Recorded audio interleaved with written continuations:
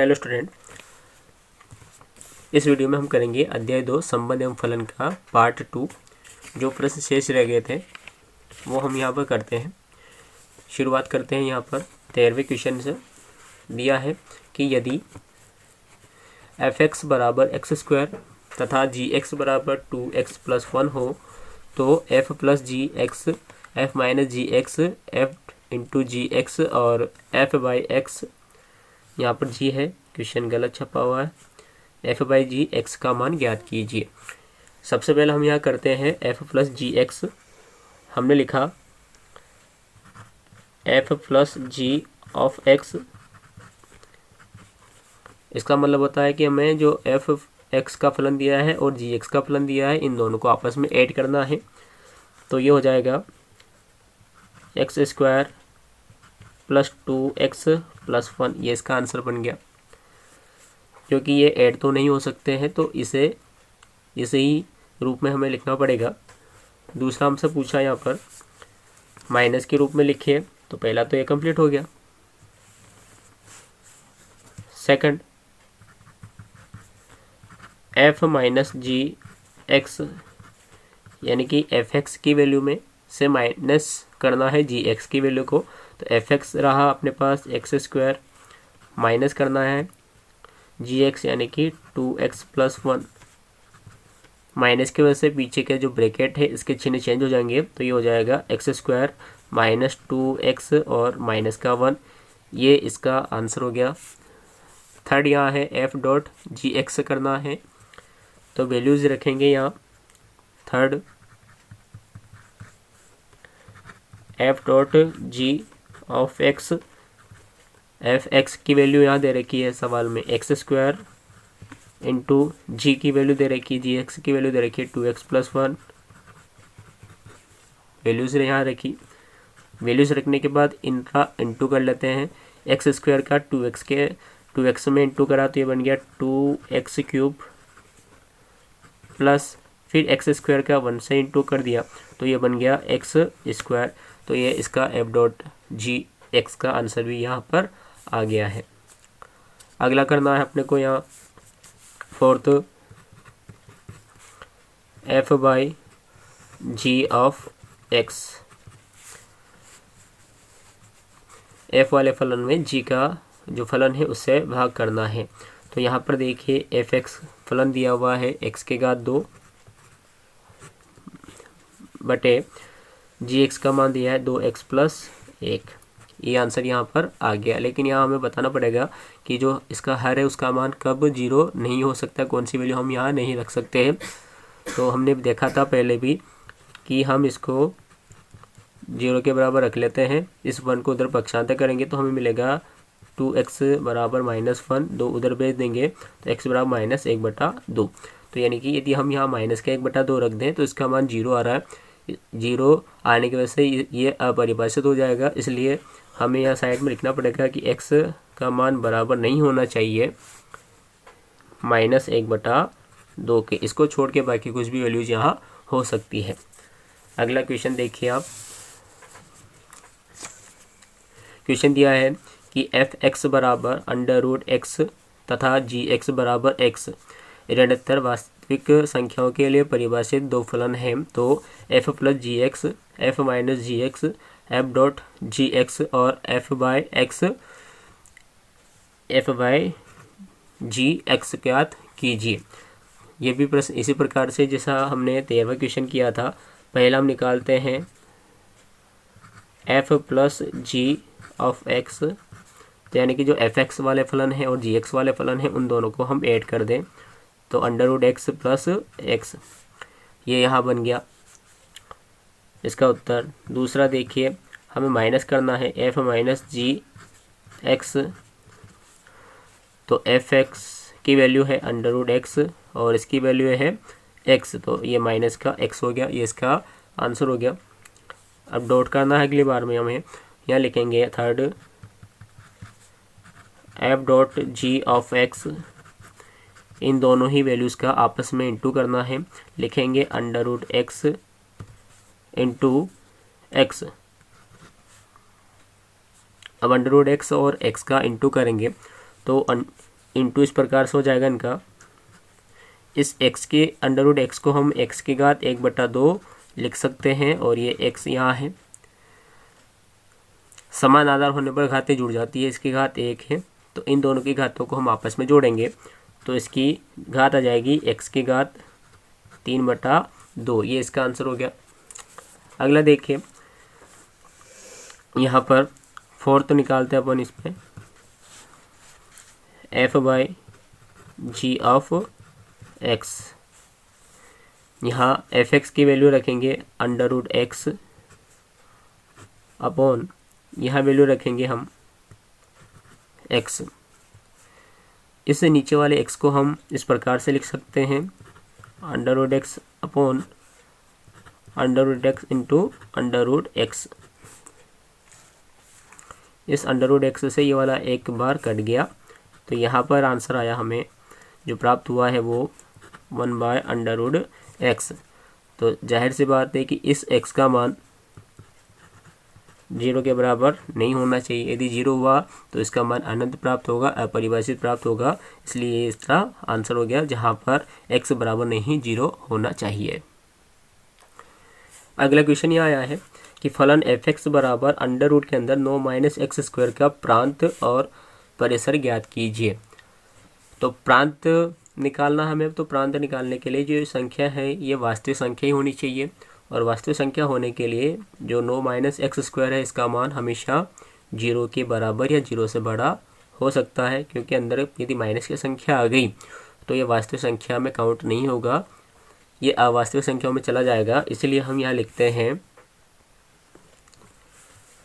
हमने लिखा फलन के वास्तविक होने के लिए 9-x² का जो मान है ये 0 से बड़ा हो सकता है या बराबर भी हो सकता है। तो हम यहाँ से x की वैल्यू निकालते हैं, तो इस 9 को उधर भेजते पक्षांतर करके, तो ये माइनस का बनता है और माइनस से माइनस कैंसिल हो जाता है, तो यहाँ पर आ जाता है x² बड़ा और बराबर 9। जब हम यहाँ पर इसका स्क्वायर रूट करते हैं, स्क्वायर लगा हुआ है, इधर जाकर तो स्क्वायर रूट बनेगा, तो 9 का स्क्वायर रूट होता है 3, तो ये 2 टुकड़ों में आएगा, एक प्लस का 3 आएगा और एक माइनस का 3 आएगा, जिसे हम इस प्रकार से लिखेंगे -3। इसका 2 मान आए हैं, -3 और प्लस का 3, -3 और प्लस 3। -3 छोटा है और +3 बड़ा है, यानी कि इस x का जो मान है वो -3 से बड़ा हो सकता है और +3 से छोटा या हो सकता है या बराबर हो सकता है। तो यानी कि जो x है ये बिलोंग कर रहा है -3 और 3 में, तो हम लिखेंगे x बिलोंग्स टू -3 से 3। अतः इसका जो प्रांत है, इसलिए फलन का प्रांत तो ये हो जाएगा -3 से 3, ये इसका प्रांत हो गया। अब इसका परिसर निकालना है। देखिए परिसर किस प्रकार से निकालते हैं। हमने माना कि y बराबर √9-x², हमें यहाँ से x का मान निकालना है परिसर ज्ञात करने के लिए, तो इसका स्क्वायर कर देते हैं, तो ये बन जाएगा y² बराबर 9-x²। हम इस x² को इधर ले आते हैं, y को उधर भेज देते हैं, तो हमें यहाँ से मिलेगा x² बराबर 9-y²। तो यहाँ से हमें x की वैल्यू मिल जाएगी अंडर रूट में 9-y²। जैसा हमने पहले किया था, वास्तविक होना चाहिए था मान, सेम उसी प्रकार से हम यहाँ भी करेंगे। x का मान वास्तविक होने के लिए हम लिखेंगे 9-y² का जो मान है वो 0 से बड़ा भी हो सकता है या इसके बराबर भी हो सकता है। तो यहाँ से भी सेम हम y का मान निकालेंगे, तो 9 को उधर भेजते हैं, माइनस में बनता है, माइनस से माइनस कैंसिल हो जाता है, तो यहाँ से y² बराबर आता है बड़ा या बराबर 9 के। अब 9 का भी जब हम स्क्वायर रूट करते हैं तो एक बनता है -3, एक बनता है +3, तो इसको भी सेम उसी पैटर्न में लिखेंगे -3 y और यहाँ पर 3, यानी कि इस y का जो मान आया है वो आया है -3 से +3 के बीच में। तो इसलिए यहाँ पर y बिलोंग कर रहा है -3 से 3 पर, परंतु जो अपने को फंक्शन दिया हुआ था 9-x², इसका मान हमने माना था कि इसका मान 0 के बराबर या बड़ा आ सकता है तब, और जहाँ जो x है ये बिलोंग कर रहा था -3 से 3 में, जब हम यहाँ पे x की वैल्यू पुट करते तो हमें यहाँ 0 भी प्राप्त हो रहा है, माइनस की वैल्यू रख रहे हैं तो भी हमें 0 प्राप्त हो रहा है, और यहाँ पर हम प्लस की 3 वैल्यू रखते हैं तो भी 0 प्राप्त हो रहा है, 2 वैल्यू रखते हैं तो यहाँ पर 4 और अंडर रूट में 5 प्राप्त हो रहा है। यानी कि हमें यहाँ पर मान केवल पॉजिटिव में प्राप्त हो रहा है, नेगेटिव में एक भी मान प्राप्त नहीं हो रहा है। इसलिए इस फलन का जो परिसर है, अतः फलन का परिसर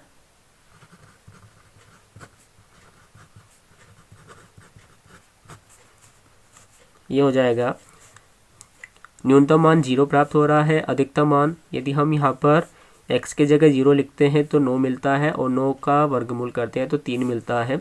तो यहाँ पर हमें जो परिसर प्राप्त हो रहा है वो हो रहा है 0 से 3 तक, यानी कि 0,3, ये इसका परिसर मिल गया हमें। अगला सवाल देखिए कि फलन f(x) बराबर √x-1 द्वारा परिभाषित वास्तविक फलन f का प्रांत तथा परिसर ज्ञात कीजिए। इसको भी करते हैं। दिया है f(x) बराबर √x-1, तो यहाँ पर भी फलन वास्तविक होने के लिए जो x-1 है इसका मान 0 से बड़ा या बराबर हो सकता है। तो जब हम यहाँ से x का मान निकालते हैं तो -1 को उधर भेजते हैं तो पॉजिटिव में बन जाता है, तो यानी कि x बड़ा है, बराबर है, ग्रेटर और इक्वल 1 से, तो 1 के बाद जितनी भी संख्याएं आएगी उन सभी मानों के लिए जो फलन दिया हुआ है ये वास्तविक होगा। तो इसीलिए हम यहाँ पर लिख सकते हैं इसका डोमेन, यानी कि इसका प्रांत, अतः फलन का प्रांत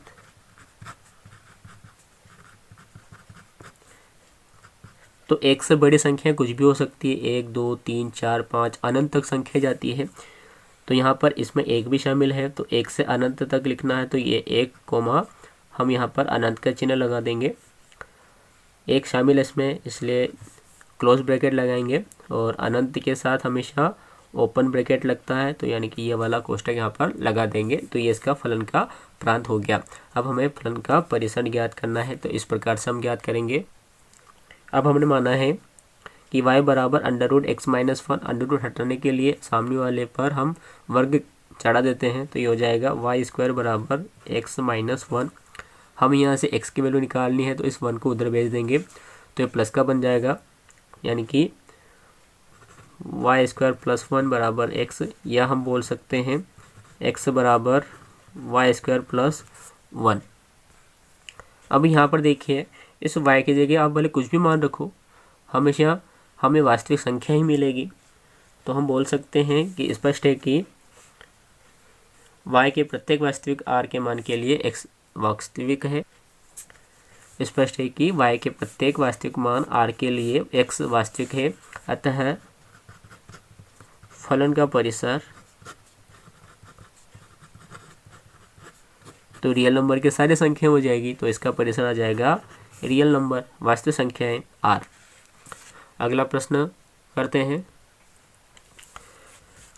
फलन f(x) बराबर x² + x + 1 upon x² - 8x + 12 का प्रांत ज्ञात कीजिए। तो देख ये पूरा का पूरा फलन परिभाषित है, लेकिन देखिए यदि अपॉन में डिवाइड में यदि यहाँ 0 आ जाए तो इस फलन का मान जो है अनंत में चला जाता है, ये तो अपरिभाषित हो जाता है। तो हम यहाँ लिखेंगे कि ये जो फलन है यदि x² - 8x + 12 की जगह हम 0 लिख लें तो यह अपरिभाषित हो जाएगा। ये हमने लिखा कि स्पष्ट है कि फलन x² - 8x + 12 बराबर 0 के लिए परिभाषित नहीं है। अर्थात हम यहाँ पर x की वैल्यू निकाल लेते हैं कि x की वैल्यू क्या है, कि इसका जो आंसर है वो 0 आ रहा है। तो देखिए x² - 8x + 12 बराबर 0, तो हम यहाँ 12 के फैक्टर बनाने हैं जिनका गुणा करने पर तो 12 आ जाए और जोड़ने पर 8 आ जाए। तो देखिए 6 और 2 फैक्टर बनते हैं, तो हम यहाँ लिखेंगे x² -2x -6x प्लस 12 बराबर 0। दो की ब्रैकेट बनाते हैं और कॉमन निकालते हैं। पहला ब्रैकेट ये हो जाएगा, दूसरा ब्रैकेट ये हो जाएगा। पहले वाले में से x कॉमन आ रहा है तो यहाँ हम लिख सकते हैं x -2, माइनस भी कॉमन आ रहा है, साथ में 6 भी कॉमन आ रहा है तो यहाँ लिखेंगे हम x -2 बराबर 0। तो यहाँ हो गया ये x -2 या x -6 बराबर 0। तो या तो ये 0 के बराबर होगा या ये 0 के बराबर होगा। तो यानी कि x बराबर 2 और x बराबर 6 आ गया। यानी कि हम यहाँ पर x के जगह 6 लिखें चाहे x के जगह 2 लिखें तो हमें मान 0 प्राप्त हो रहा है। इनके अलावा हम कुछ भी यहाँ मान लिख लें, हमें कुछ ना कुछ यहाँ पर संख्या ही प्राप्त हो रही है, वास्तविक मान ही प्राप्त हो रहा है। तो अतः इसका जो फलन, इसका जो प्रांत है वो आ जाएगा। अतः फलन का प्रांत बराबर, देखिए रियल नंबर में से कुछ भी रख सकते हैं सिवाय इन दोनों के, इसलिए लिख देंगे r -2 और 6 को नहीं लिखना है, इसलिए 2,6 इनको हमेशा मंझले कोष्ठक में ही लिखना है। अगला देखिए, फलन f(x) बराबर x² + 3x + 5 upon x² - 5x + 4 का प्रांत ज्ञात कीजिए। तो ये भी इसी तरह से हमें हल करना है। हमने लिखा यहाँ, स्पष्ट है कि फलन x² - 5x + 4 बराबर 0 के लिए परिभाषित नहीं है, अर्थात x² - 5x + 4 बराबर 0। तो यहाँ x की वैल्यूज निकालते हैं कि किसके लिए 0 आ रहा है, ताकि परिभाषित नहीं हो रहा है। तो यहाँ पर हमने इसके 4 के फैक्टर बनाए जो बने -x और -4x। इसको सोल्व किया तो यहाँ से x की 2 वैल्यू आई, ये आई है x बराबर 1 और x बराबर 4। तो यानी कि x की जगह 1 और 4 होगा तो ये डेफिनेटली फलन नहीं होगा। इनको छोड़ के बाकी कुछ भी वैल्यूज रखी जाए तो ये फलन होगा। अतः इसका जो प्रांत है वो हो जाएगा r माइनस ब्रैकेट में 1 और 4। ये इसका आंसर बन गया। अब प्रश्न आता है कि यदि f(x) बराबर x² + 2x - 3 हो तो f(0), f-1, f(1/3) और f sin x के मान ज्ञात कीजिए। हमें 4 मान निकालने हैं। जो फलन दिया हुआ था वो हमने यहाँ पर लिखा। सबसे पहले हम f(0) निकालते हैं। f(0) यानी कि x के जगह पे हमें 0 लिखना है, तो ये हो गया 0 का स्क्वायर + 2 × 0 - 3। यहाँ पर 0 का स्क्वायर 0 बनता है, 2 का 0 में 2 करते हैं तो 0 बनता है, तो -3 बचता है। तो ये f(0) पर जो इसकी वैल्यूज आई है वो आ गई -3। दूसरा निकालना है -1 पर। f-1, x के जगह -1 लिखा तो पहले लिखेंगे x² यानी कि -1 का होल स्क्वायर प्लस 2 -1 और -3। सोल्व करते हैं।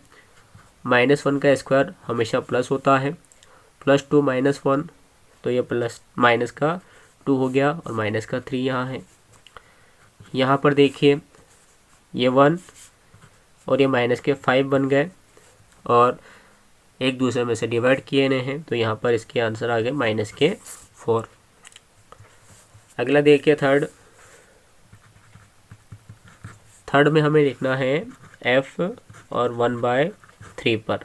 तो 1/3 पर जब निकालेंगे तो यहाँ लिखेंगे हम 1/3 का होल स्क्वायर -2 या +2 × 1/3 और -3। इसको सोल्व करना है। स्क्वायर करेंगे तो ये हो जाएगा 1/9 प्लस इंटू करेंगे तो होगा 2/3 -3/1 कर लेते हैं। इनका एलसीएम लेना है तो एलसीएम यहाँ बनेगा 9। एलसीएम सोल्व करना है तो यहाँ आएगा 1 प्लस 3 टाइम्स यहाँ हुआ 2 से मल्टीप्लाई करेंगे, यहाँ आ जाएगा 6 माइनस ये होगा 9 और 9 का 3 में मल्टीप्लाई करेंगे तो ये हो जाएगा 27। आगे हल करते हैं। ये हो गया 7 - 27/9 और माइनस कर लेते हैं तो ये हो जाएंगे 20 अपॉन 9 और माइनस के आएंगे, तो ये इसके आंसर हो गए। अब यहाँ एक और निकालना है हमें साइन एक्स पर, तो साइन एक्स पर भी निकाल लेते हैं। फोर्थ एफ साइन एक्स, तो यहाँ लिखेंगे हम साइन एक्स का whole square plus 2 sine x और माइनस का 3। साइन एक्स स्क्वायर है तो इसको हम लिखेंगे sine square x plus 2 sine x minus 3। यहाँ पर चाहे तो इसे ये वर्ग समीकरण बन गई, देख सकते हैं यहाँ पर x square plus 2x minus 3 ये वर्ग समीकरण है। चाहे तो इसे आगे और सोल्व कर सकते हैं और यही इसका आंसर है। यदि यहाँ से आगे सोल्व करते हैं तो ये 2 फैक्टर बन जाते हैं, साइन एक्स प्लस 3 और साइन एक्स माइनस 1। ये भी इसका आंसर है। यहाँ तक करेंगे तो भी राइट है, यहाँ तक करेंगे तो भी राइट है। अगला प्रश्न आता है कि फलन T सेल्सियस तापमान का फ़ारेनहाइट तापमान में प्रतिचित्रण करता है, जो TC बराबर 9C/5 प्लस 32 द्वारा परिभाषित है। निम्नलिखित को ज्ञात कीजिए। देखिए हम करते हैं यहाँ पर पहला वाला करते हैं, इसके अकॉर्डिंग दूसरा और तीसरा आप स्वयं करना। पहला तो करते हैं हम T0 पर, तो यानी कि जहाँ C लिखा हुआ है वहाँ पर हमें 0 लिखना है। तो ये बन गया 9 × 0/5 प्लस 32। 9 से 0 में मल्टीप्लाई करेंगे, 0 में 5 का डिवाइड करेंगे तो 0 प्लस 32 और 0 और 32 को जोड़ दिया तो इसके आंसर बन गए 32। ये दोनों करके देखिएगा। हम करते हैं फोर्थ, C का मान ज्ञात कीजिए जब T से बराबर 212 दे रखा है। करते हैं इसको। तो समीकरण है अपने पास T से बराबर, तो T से की जगह 212 लिखते हैं। तो यहाँ हमने लिखा 212 बराबर हमने लिखा 9C/5 प्लस 32। तो यहाँ पर हम पक्षांतर कर लेते हैं, 32 को इधर ले आते हैं तो ये हो जाएंगे 212 माइनस 32 बराबर 9C/5। 212 में से हम 32 को माइनस करेंगे, ये हो जाएंगे 180 बराबर 9C/5। या हम ऐसा लिख सकते हैं यहाँ से 9C/5 बराबर 180। 9/5 को हम उधर भेज देंगे तो ये बन जाएगा C बराबर 180 × 5/9। देखिए 9 से 180 कट रहा है 20 बार में, तो यहाँ पर C बराबर आंसर आ जाएगा दोनों का इंटू करने के बाद 100। ये इसके आंसर हो गए। इस अध्याय का लास्ट प्रश्न है, यदि fx बराबर x² हो तो f1.1 माइनस f1 और बटे 1.1 माइनस 1 का मान ज्ञात कीजिए। देखिए जो फलन दिया हुआ था उसके अकॉर्डिंग हमें मान रखना है यहाँ पर। तो जो फलन पूछा था हमने वो लिखा, पूछा हमसे f1.1 माइनस f1 बटा 1.1 माइनस 1। तो f1.1 का मतलब है कि जो फलन था उसमें हमें x की जगह पर 1.1 रखना है, तो ये बन जाएगा 1.1 का होल स्क्वायर माइनस, आपकी बार यहाँ पर हमें केवल 1 रखना है तो ये बनेगा 1 का होल स्क्वायर बटे 1.1 माइनस 1 हमने यहाँ पर लिखा। देखिए यहाँ पर हमें 1.1 का स्क्वायर करना है, तो 1.1 का स्क्वायर करेंगे यानी कि 11 का स्क्वायर करेंगे तो बनता है 121 पॉइंट लग जाएगा 2 अंक पहले, तो ये हो गया 1.21 माइनस 1 का स्क्वायर करते हैं तो ये बनता है 1 बटे 1.1 में से 1 को घटाएंगे तो ये मिलेगा हमें 0.1। यहाँ ऊपर 1.21 में से 1 माइनस करेंगे तो यहाँ मिल जाएगा 0.21 बटा 0.1। इसको सोल्व कर लेते हैं। ऊपर 2 अंक पहले दशमलव है तो यहाँ हटाएंगे, नीचे 2 जीरो लग जाएगी नीचे एक अंक पहले थे तो ऊपर 1 जीरो लग गया, 10 यहाँ से हट गए और 1 जीरो से 1 जीरो यहाँ कट गया। यहाँ बचा अपने पास 21/10। तो इसका जो आंसर बन गया वो बन गया 2.1